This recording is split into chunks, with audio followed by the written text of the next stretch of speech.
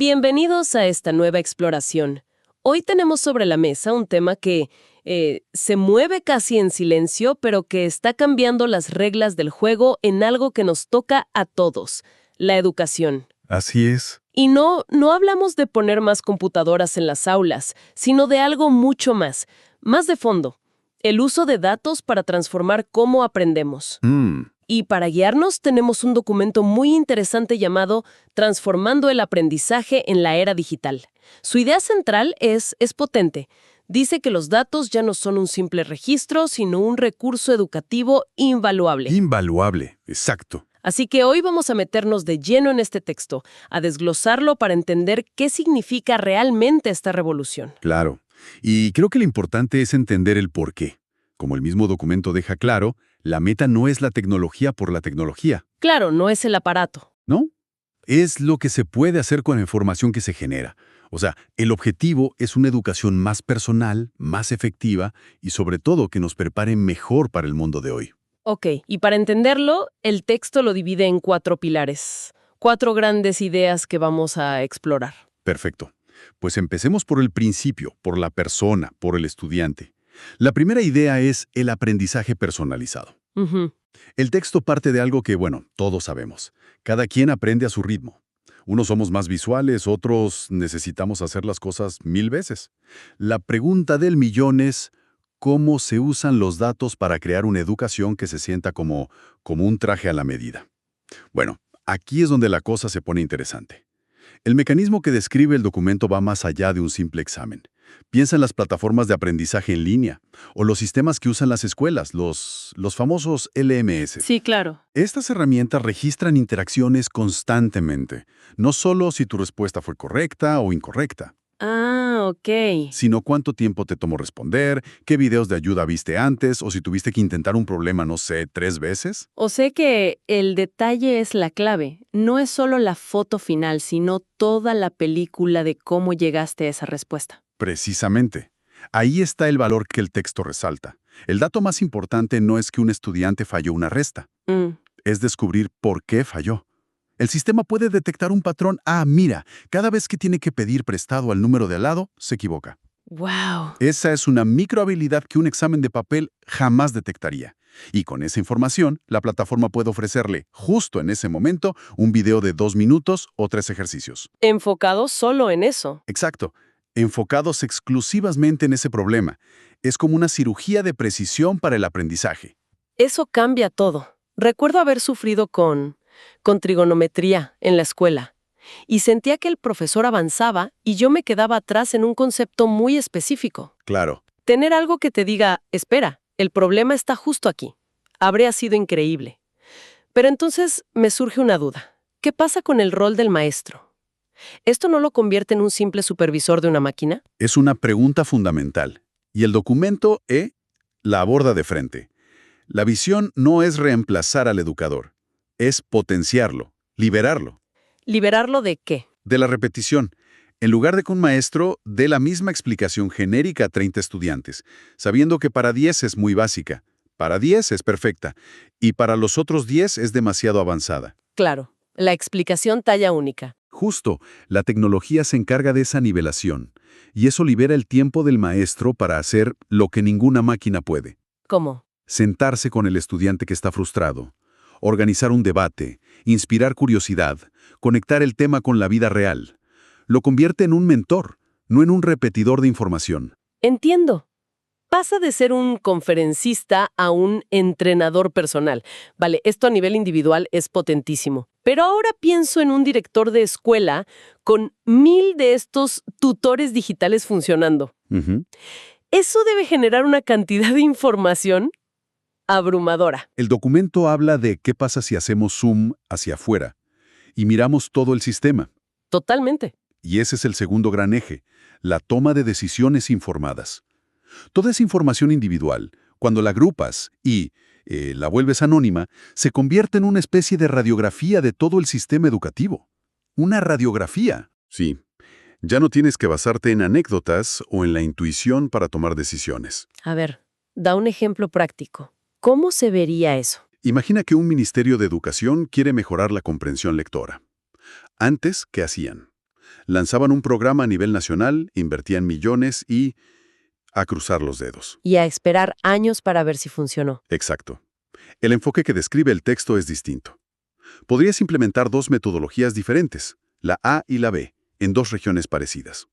Gracias a los datos que recoges en tiempo real, en 6 meses podrías empezar a ver tendencias claras. Ah. Quizás el método A funciona de maravilla en zonas urbanas, pero el B es mucho más efectivo en las rurales. Claro, y entonces puedes ajustar la estrategia sobre la marcha. En lugar de una solución única para todos, destinas los recursos de forma mucho más inteligente. Dejas de disparar a ciegas. Tal cual. Pasas de la política educativa basada en la fe a una basada en la evidencia. Y aquí hay un punto clave que el texto subraya: la equidad. ¿La equidad cómo? Un análisis de datos a gran escala puede revelar que, por ejemplo, las escuelas con peor rendimiento en matemáticas son, consistentemente, aquellas con menos recursos tecnológicos. Ya veo. La información no solo te dice quién está fallando, sino que te da pistas muy claras sobre dónde hay que invertir para nivelar la cancha. Los recursos dejan de ir al que más grita y empiezan a ir a donde los datos demuestran que más se necesitan. Entiendo el poder de esto para optimizar y arreglar los sistemas que ya tenemos. Pero me pregunto, ¿esto solo sirve para mejorar lo existente o también está creando cosas completamente nuevas? Absolutamente. El documento sugiere que hay un motor de innovación detrás de todo esto, ¿sí? Y ese es el tercer pilar, el fomento de la investigación y la innovación. Tradicionalmente, la investigación educativa era lenta, a pequeña escala. Un estudio podía incluir 3, 4 clases. Claro. Ahora, los investigadores tienen acceso a datos anónimos de millones de interacciones de aprendizaje.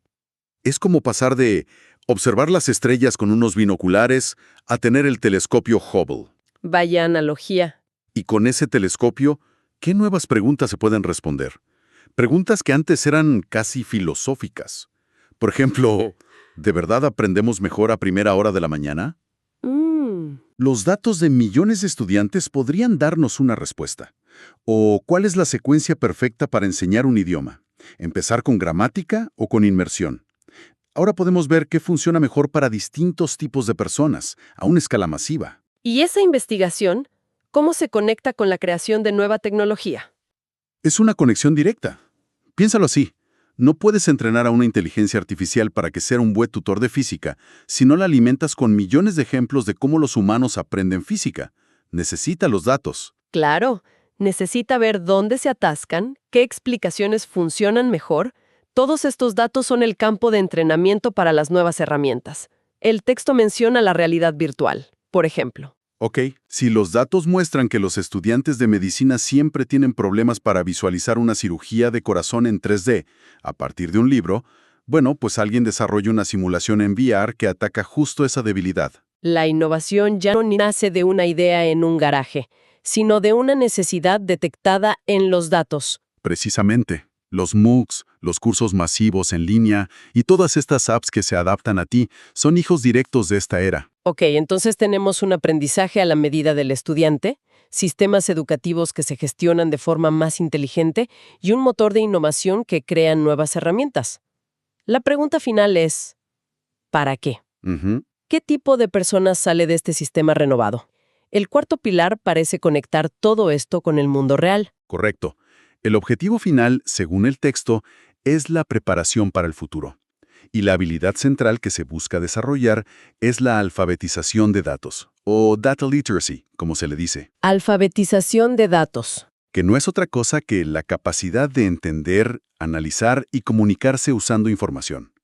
El argumento es que esta habilidad se está volviendo tan fundamental como leer o escribir. Pero, a ver, ¿eso significa que todos los niños tienen que salir de la escuela siendo programadores o científicos de datos?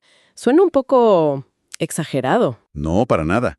No se trata de que todos sean especialistas, igual que no todos los que aprenden a escribir se vuelven novelistas. Vale, se trata de darles la capacidad de pensar críticamente en un mundo que está inundado de datos.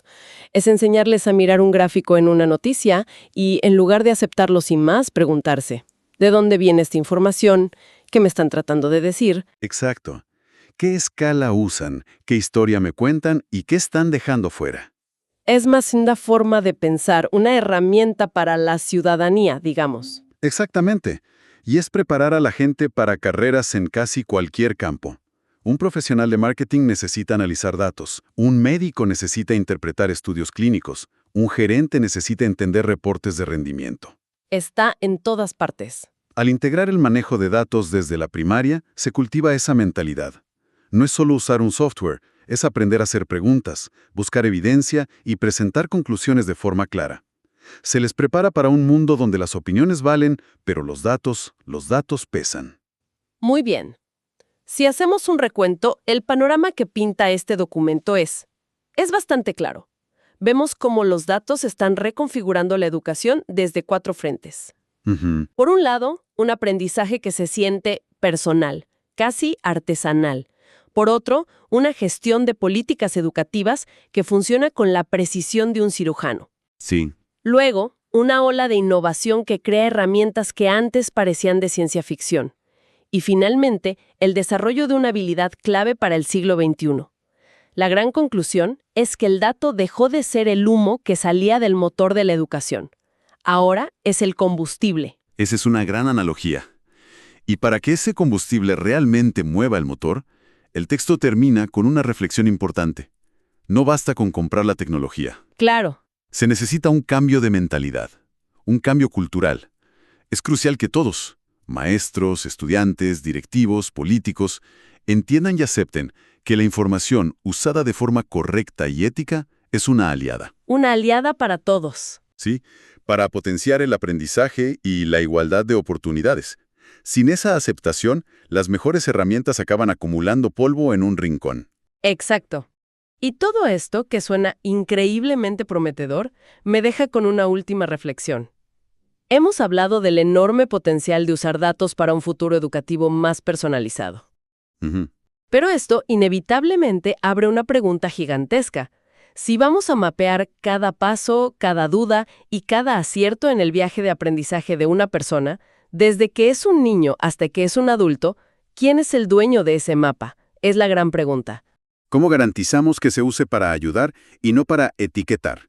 ¿Y cómo nos aseguramos de que los algoritmos que guían el camino no tengan sus propios prejuicios invisibles? Esa, quizás, es la próxima conversación que tendremos que afrontar.